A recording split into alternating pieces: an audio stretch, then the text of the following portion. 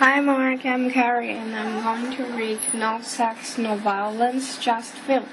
Despite its severe Islamic censorship and taboos, Iranian cinema attracts a world cult following, says Geoff Brown. Imagine yourself as a filmmaker in post-revolutionary Iran. Instead of shooting at Universal Studios, the venue for your creative labors is called the Studio of the Voice and Portrait of the Islamic Revolution of Iran. Perhaps your cameras are out on location in the street. Your film project has already jumped 3 censorship hurdles imposed by government agencies. Synopsis approval, script approval, and cast and crew approval. Now all that is left is to make the film, get the government's final thumbs up, and be given an exhibition license. But you cannot relax for one moment. Your leading lady, should you have one, must not be a seductive beauty, nor must there be any physical contact between male and female. Even if the characters are man and wife, or brother and sister. No violence naturally, nor can any character burst into song. To the West, it may seem almost inconceivable that great and entertaining films could emerge from such restrictions, all put in place at different times since Iran's Islamic Revolution. Yet each year a miracle happens. Iran's films are regularly invited to festivals, win prizes, including the Palme d'Or at Cannes, and have become a cult among cinema aficionados. To understand this remarkable phenomenon, we must backtrack to the heights of the Islamic Revolution in 1978 and to 1979. 180 cinemas around the country were burned down during the revolution, testament to the way films had come to be seen as a part of the deposed Shah's Western leanings. Filmmakers set out into the new era timidly, afraid of treading on toes and risking punishment. Sticky areas such as religion were best avoided together. Women, too, were for a time thought too hot to handle, but children seemed sad and cheap too. Yet there was much more than expediency involved.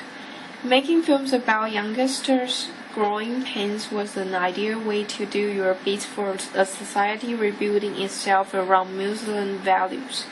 Visually, such films tend to be as decorous and simple as their characters, far removed from Hollywood's bedlam, and the West loved them for it. When Iranian films first broke through internationally in the late 60s, they seemed just one brand of exotica among many.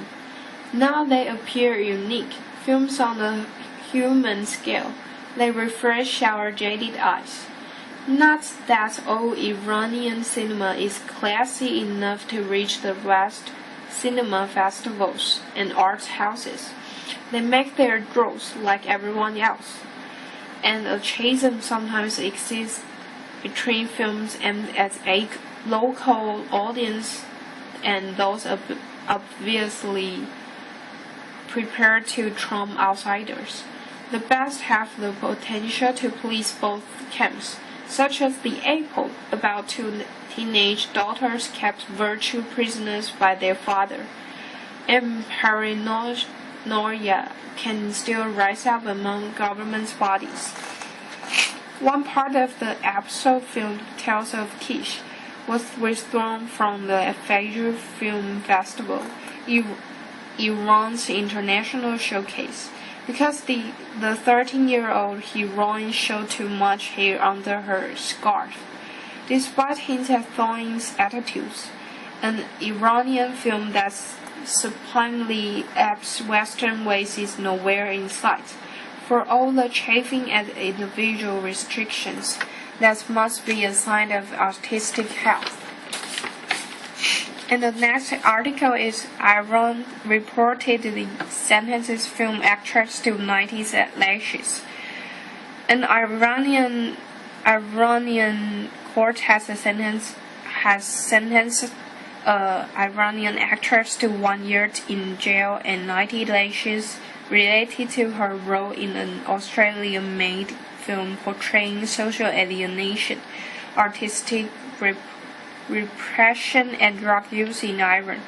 According to an Iranian opposition, in an outcome that could have been lifted from the pages of the movie script, My Talent for Scale, the film's lead actress Marzi Fahman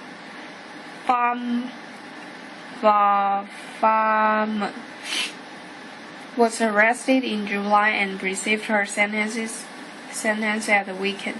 According to a report quoting an Iranian opposition website Column.com, the Sydney Morning Herald reported, in the 2009 film, Fahman portrays a Tehran actress whose theater work is banned by the authorities and is thus driven to Tehran's cultural underground.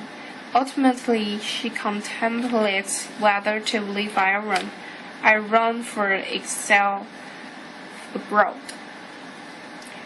Fahman often appears with a shaved head and nose headscarf in the film, which also explores cultural oppression in Iran and taboos such as drug use, the paper said. Fahman's attorney has reportedly appealed the sentence, which has handed down on Saturday. Technically, she was accused of participating in a film whose shooting did not have the required permit. However, both the film's director and the actress's filmmaker husband Nazar Takvi said the charge is baseless. The accusations against Marzi have no grounds. Reznaz Mousavi, the Melbourne-based Iranian-Australian director of the film, said in a statement Tuesday, the AP reported. All the documentation has been provided to the Iranian court to show that permits were in place for the production of the film. Australian Foreign Minister Kevin Rudd also expressed concern about the sentence Tuesday. The Australian government condemns the use of cruel, inhuman, or degrading treatment or punishment and is deeply concerned by reports that Ms. Marzi Fahman has been sentenced to 1 year in jail and 90 lashes for her role in an Australian-produced film. A spokeswoman for Rudd said in a statement, the AP wrote. The Australian government urges Iran to protect the rights of all Iranian and foreign citizens.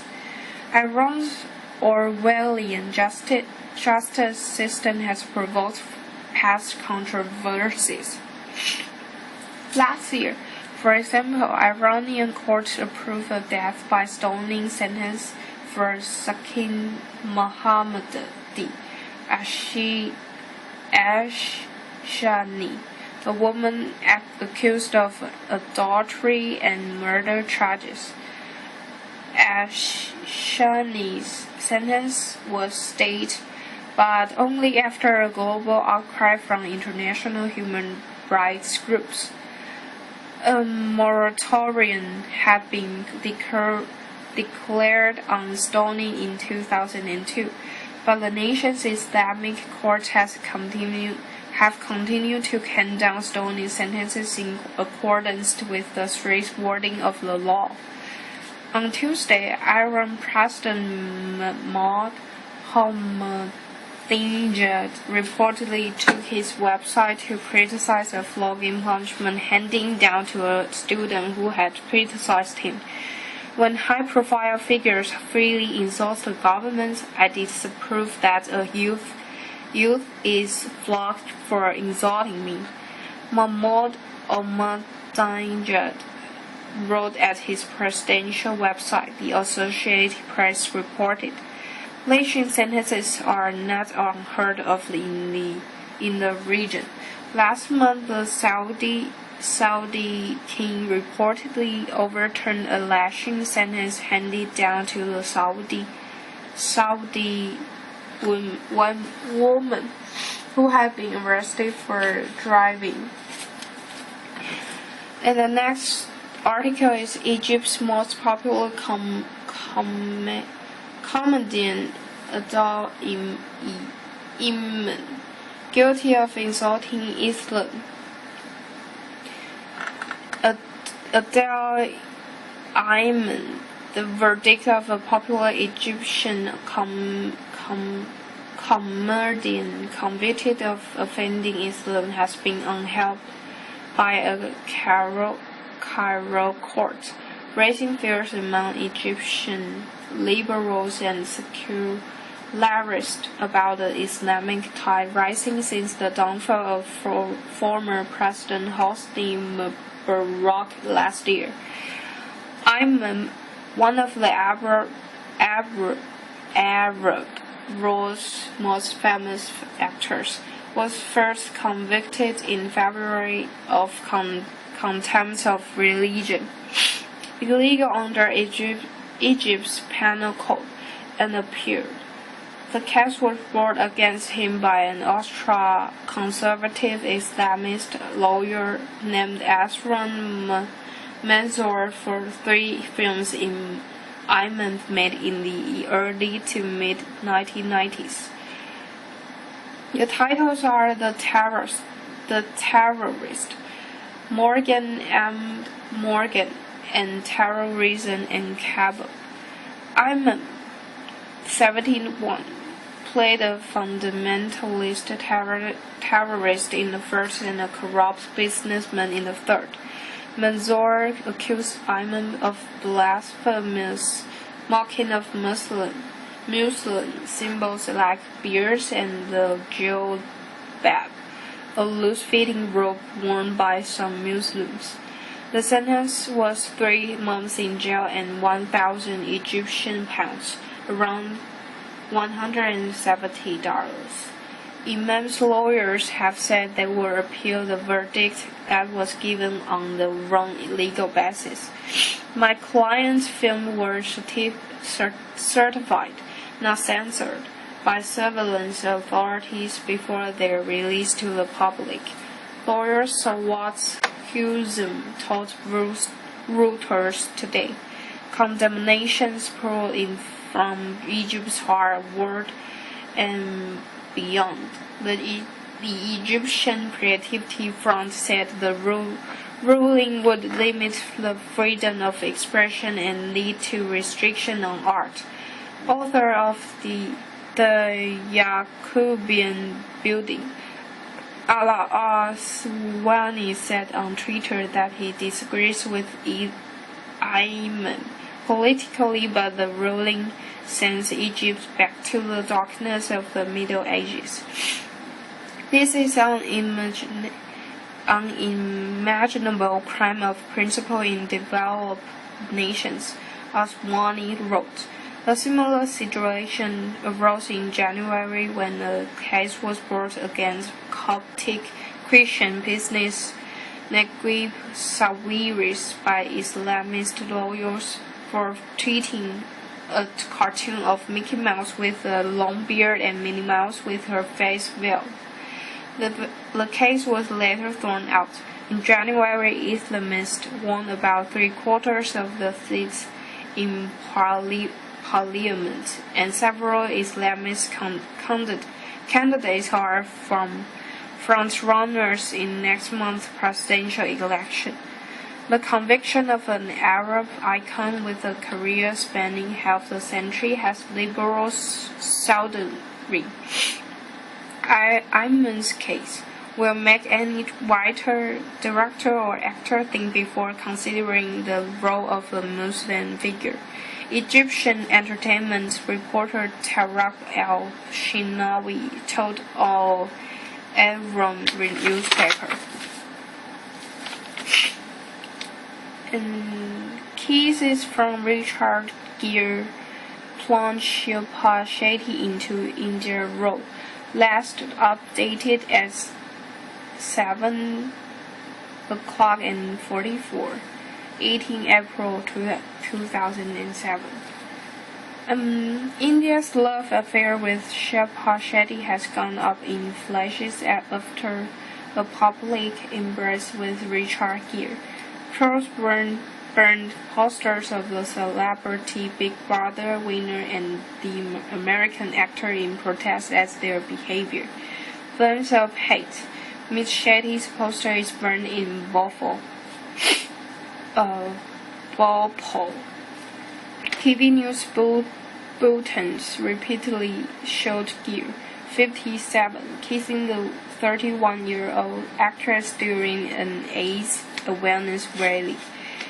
Religious fundamentalist and Hindu nationalists consider any display of public affection taboo. It is all the worse when the pair in question are unmarried. And a further aggravating factor is that Gere is non-Hindu foreigner. The pair had appeared at a press conference in New Delhi as part of a campaign to preach safe sex to truck drivers in India, the country with the world's largest proportion of HIV sufferers. No condom, no sex, Gere shouted in Hindi to thousands of truckers who rode his words back in unison at a dusty fairground. They whooped and whistled as Gere swooped on Miss Shetty to kiss her on her hand and cheek. Nationally, however, the reaction was of violent disapproval. In Mumbai, where she was filming, Miss Shetty said the reaction to the kiss made India look aggressive. Defender Shilpa defends actor Richard Gere's actions and dismissed the reaction as the work of the lunatic fringe.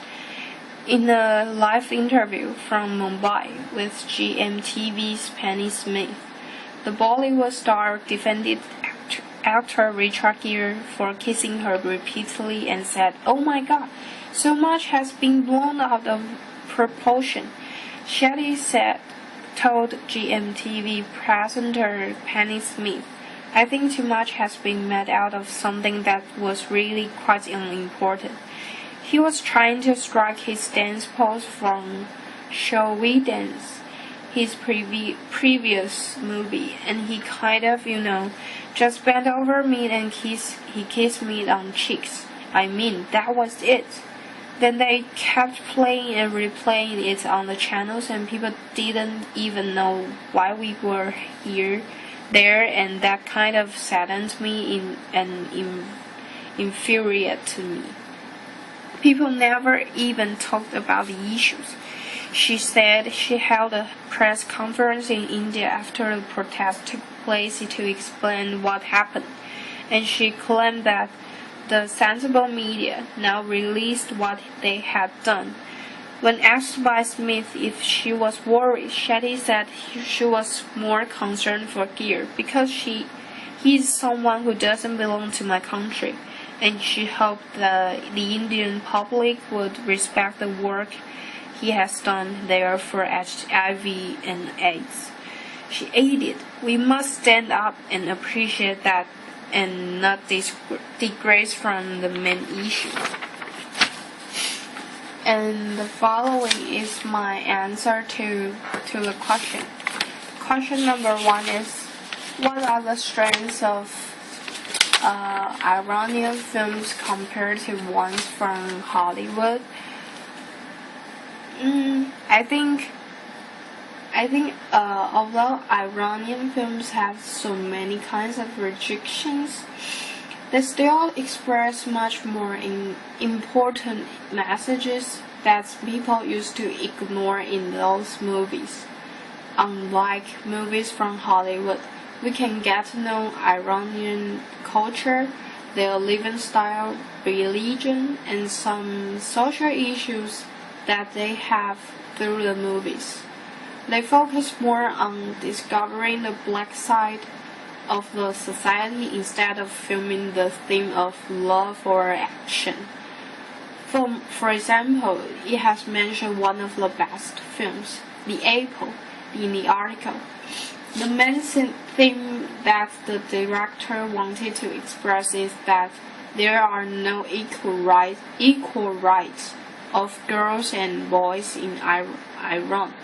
The director aimed to arouse people's awareness toward the social issue.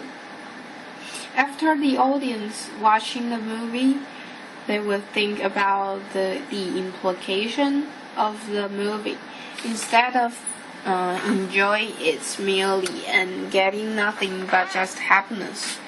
Besides, Iranian films contains more purity. In other words, they don't have much erotic feeling or too much action scenes. I think movies now can be watched through many ways that even little children can see something which isn't suitable for them. Therefore, if the movies owns less violence and less corrupted themes, they will be more suitable for children to watch. So I think that's all the strengths of Iranian films compared to Hollywood's ones. And the next question is, what kind of films is Hollywood good at making? I think Hollywood is good at making romantic and action movies, as we can see on movie theater or TV. First, they always depict the romantic story vividly that you will feel like being around the circumstances. Moreover, they will invite the famous actor and actress who has surpassing beauty and countenance that people can be easily appeal to them. They act so well that sometimes I might have the illusion that they truly fall in love with each other even in real life. Also, I might regard myself as the actress to blend into the atmosphere. Furthermore, Hollywood also has a good talent at making sound effects.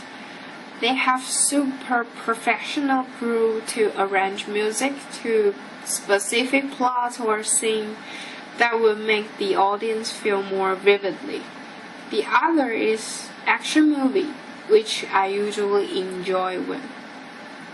And one of the most important selling points is the sound effect, which makes the scene be more dramatic and shock the audience. And also, they have often framed which some magnificent spots and majestic views will seem to be incredible for the audience. They always shoot the film with so much breathtaking actions that can be done by normal people. And that's why people like to watch Hollywood's movies with their high techniques and super professional skills. And the next question is, what kind of films is made in your own country? Are they successful? Why and why not? We also make romantic and action films in Taiwan, but mostly I think it's romantic movie. Our romantic movies always based on our normal life, so that the theme will be close to the audience. They can always arouse the memory or the imagination that we have had before. For example, few years ago there is a movie called Cab Number 7. it's really make a hit in the production of movies in Taiwan and in 2008. It depicts the relationship between a Japanese soldier and a Taiwanese woman during the war. It's so touched and makes the memory to be recalled by those people who are in their 70s in Taiwan. Even my mother and my father, they rarely go to the movie theater. They went to see the movie too, and they feel like the movie is really successful. Hence, people even watch the movie over and over again in the theater. I think it's the example of the successful films. Excuse me. As for action movie, I also think we do a great job. Although we don't have much resource to as Hollywood, we can also make a terrific movie. For instance, also in few years ago, one of the Taiwanese director Niu, he makes Meng Jia, had once been nominated in Berlinale. It also depicted the culture and lifestyle in Taiwan. I think the goal of every director is to not only to make a smash at the box office, but also strike a chord with his or her audience. And as for Taiwan's films, they truly achieve those 2 points. And the next question is, do you prefer films produced in your country or in Hollywood? Why? I think it's a funny question because as a Taiwanese, of course I want films produced in Taiwan, because films can produce much profits. For example, we can introduce Taiwan to worldwide people.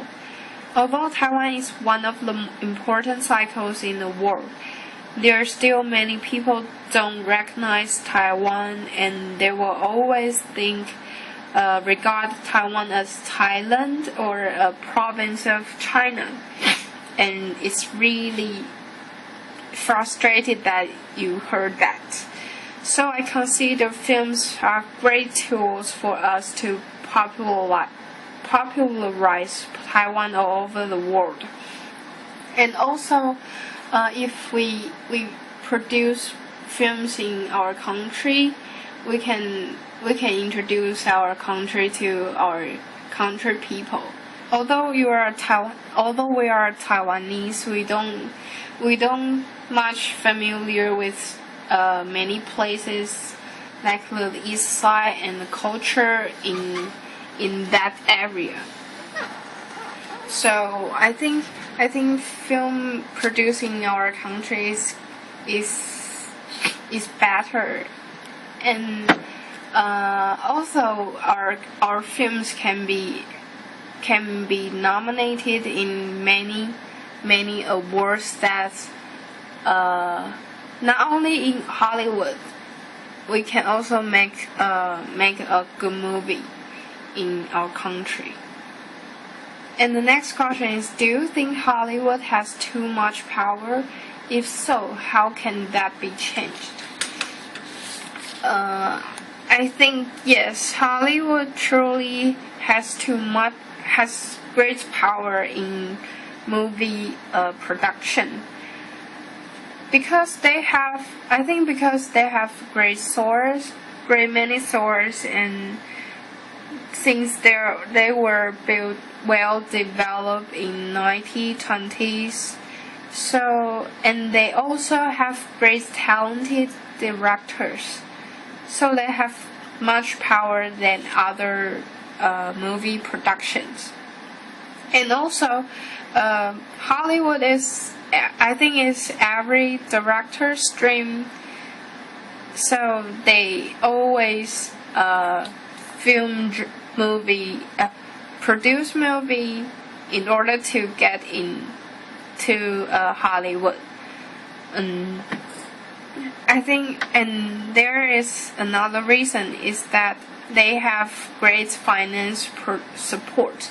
Unlike a movie in Taiwan, directors don't get many finance support. They have to find their donation or the money resource from others and from many ways. So I think it's really hard to be changed since Hollywood has been well developed for many years. And if we really want to change that, we must have those directors must have consciousness, and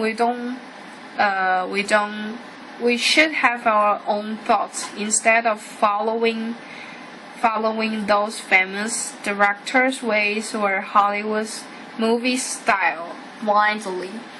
So we can make our own movies and express our own thoughts in your movies. Maybe that will be changed someday. And the next question is, how have films changed over the late 20 years? Why do you think that is? I think it's the movie can be divided to 3 parts in Hollywood. The first period is silent film. Those directors use photography to capture motion. So they make animation without voicing, such as Mickey Mouse in early eras. They don't have. I think it's without. They don't have a voice in the films, and also always actions and slow motions photography. And the second period is classical cinema. It's the most important era in movie production in Hollywood. They always combined visual and sound styles for making motion pictures, and I think that's the beginning of the movie. And it's also the golden age of Hollywood. In that era, director makes a lot of great movies to worldwide. And also we can see, for example, white and black movie.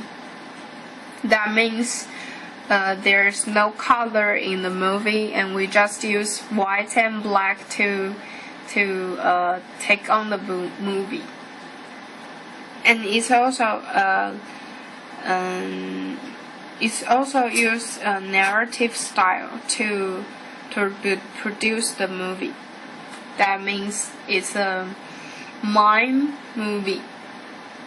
And the third period, I think, is contemporary period, which means now. And I think in our generation, directors usually use 3D animation with high techniques to produce movies to appeal the audience to watch. And I think that is the film's change over the last 20 years. And the next question is, do you think the cinema will still exist in 100 years' time? How will it have changed? Yes, of course. I think cinema will exist for a long time, not even 100 years. If we have all the audience and we have talented people as director to shoot the movie, it will surely exist for a long time. Because you can make movie to make a profit for yourself, and you can make you can make the audience to arouse the memories. So it will surely exist, and it might change with future thought, which means the theme will be much related to high technique application, or what humans future life will be like. And that means in the movie we will see many high techniques be invented by people, and we will use those things we haven't seen in this area in this era. So that I think that's the human's imagination for future life, and I think that will be the most important thing and the most major thing to be filmed in the future movie. And the last question is, will other countries ever be able to match the power of Hollywood to make films? I think it's maybe it might be displaced by other movie production. For example, we have Bollywood in this era. Not only Hollywood is the leading role in the movie production, we also have Bollywood. Recent year, Bollywood have filmed many good movies such as Three Idiots. Three Idiots really make a hit in movie production, and it also win many prizes. I think Bollywood has their unique characteristics and specific thoughts. For example, they always has growing presence of Indian English in dialogue and songs, and it also developed in 1930s. So that it has been developed for a long time. I thought they have a strong basement for movie production. Also, in their movies, they always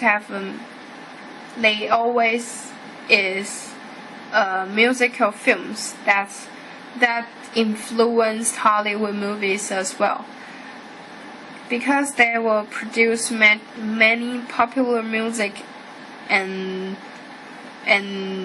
the music will be popular elsewhere in the world.